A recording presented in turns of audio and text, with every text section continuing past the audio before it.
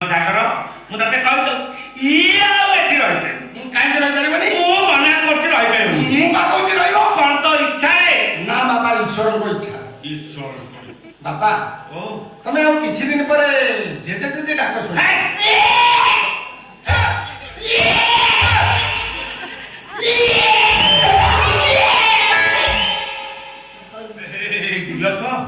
ଏ ଯୋଉ ଟଣା ଘୋଷଣା ଭିତରେ ତାର ଗ୍ୟାସ ହେଇଗଲା କି ରେ?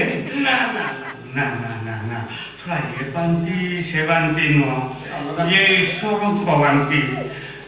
ହରେ ଦିଲସ, ଆଜ୍ଞା। ତୋଠି ଏତେ କଳା ଷ୍ଟକ୍ ଥିଲା, ତୁ ଦଫା ଲଗେଇଦେଲୁ। ଏ ବାପା, ମୁଁ ତମ ପୁଅଟି।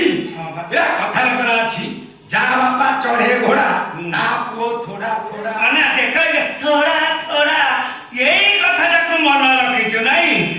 ଆରେ ହେ, ତୁ ଗେଟିସି ପକେଇ ସାଇଲାରୁ ମୁଁ କହୁଛି ଚକା ଆଉ ଗଡୁନି କାହିଁକି? ଏ ଝିଅ, ତୁ ତ ଯା ଅଲଗା କୋଉଠି ଘରଣା ଖୋଜି ରହିବୁ, ଏଠି ଆଉ ରହିପାରିବୁ, ଯା।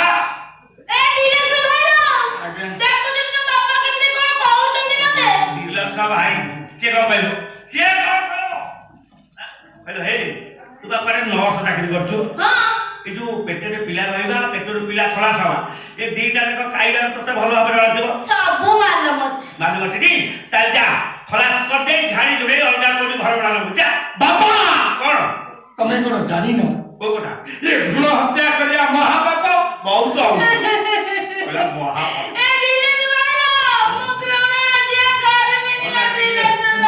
ଏଇଟା ଆମର ଫାଷ୍ଟ ଇସ୍ୟୁ। ଏଇଟା ଏଉଠୁ ସିଧା ଯିବି, ଥାନା ବାରଣ୍ଡାରେ ବସିବି, ମିଡିଆ ଡାକିବି, ତମ ବାପ ପୁଅ ଦିଟାକୁ ହଲ୍ଲା ପଟାଣ କରିଦିଅ।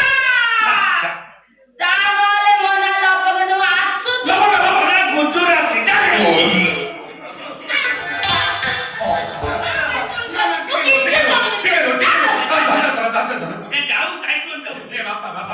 କିଛି ଗୋଟେ କର ବାପା। ମୁଁ କିଛି କରିପାରିବି। ଆରେ ସିଏ ଯଦି ଥାନାକୁ ଚାଲିଯାଏ ତାହେଲେ ମୁଁ ପରିଷ୍କାର କହିଦେବି। ତୁ କଣ କହିବୁ? ସେ ପିଲାର ବାପା ମୁଁ। କହିଛି ମୋ ସ୍ତ୍ରୀ କି ଯୌନ ନିର୍ଯାତନା ଦଉଥିବା ଅପରାଧରେ ତମ ନାଁରେ ମୁଁ ଏଫଆଇଆର ଲେଖି। କହିଛି ତମେ ତ ଓକିଲ, ତମେ ଜାଣିଛ ଏ କେସରେ କେତେ ନମ୍ବର ଦଫା ଲାଗିବ? ଇଏ କହିଲା ଭଳିଆ କେତେ ଲୋକଙ୍କୁ ମୁଁ 6 ତୁଠ ଦେଖେଇ 9 ତୁଠରେ ପାଣି ପିଉଥିଲି। ଆରେ ଗିଲସ, ତୁ ମତେ 9 6 ମିଶେଇ 15 ତୁଠ ଦେଖେଇ ଦେଲୁ। ଘର ଭଡା ନେବି କଣ? ଯାହା ଜଣାଗଲାଣି ମୁଁ ଘର ଭଡା ନେଇ ବାହାରେ ରହିବି। ନାଇଁ ବାପା ନାଇଁ, ଆଉ ପଛୁ ଡାକିନି। ତମେ ବାହାରେ ରହିଲେ ମୋ ଶ୍ୱଶୁରଙ୍କ ସେବା କରିବି କେମିତି ବା? ନାଇଁ ନାଇଁ, ତୁ ମୋର ଆଉ ସେବା କରିବା ଦରକାର ନାହିଁ। ଯାହା ସେବା କରିବା କଥା ତୁ ଏଇ ଡିଲକ୍ସ କୁଳାଙ୍ଗାରଟା ବାଟକୁ ଚାଲି ଆସ, କାରଣ ସେ ବା ହଉଛି ତ ପ୍ରଥମ ରାତିର ଶେଷ ପୁରୁଷ।